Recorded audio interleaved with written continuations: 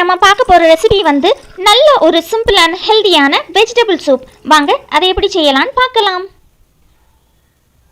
Vegetable soup செய்யறதுக்கு நம்ம காயெல்லாம் இந்த மாதிரி சின்ன சின்ன துண்டாக வெட்டி வச்சிடணும். நான் வந்து இன்னைக்கு முட்டைக்கோஸ், வெள்ளரிக்காய், பீட்ரூட், பீன்ஸ், சின்ன உள்ளி, முருங்கைக்காய், வெண்டைக்காய், கேரட், சீனி அவரைக்காய், வெள்ளைக்கூடு, ஒரு சின்ன துண்டு இஞ்சி, மல்லி இலை, கருவேப்பிலை, இது எல்லாம் கூடால கொஞ்சமாக சீரகம், நல்ல மிளகு, அப்புறமா மஞ்சள்.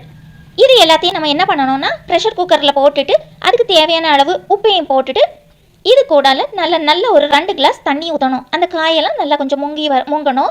அந்த அளவுக்கு நம்ம இப்போ இந்த அளவுக்கு நம்ம தண்ணி ஊற்றணும்.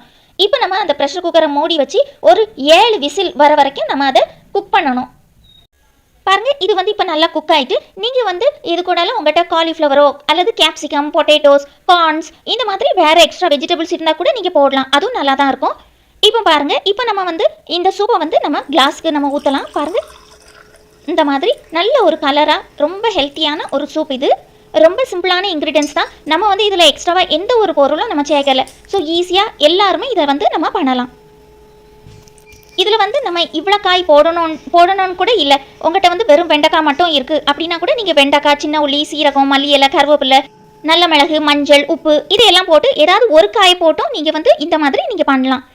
ஸோ நல்ல ஒரு சிம்பிள் அண்ட் ஹெல்த்தியான ஒரு சூப் இது. நீங்கள் எல்லாரும் இதை வந்து பண்ணி பாருங்கள். தேங்க்யூ ஃபார் வாட்சிங்.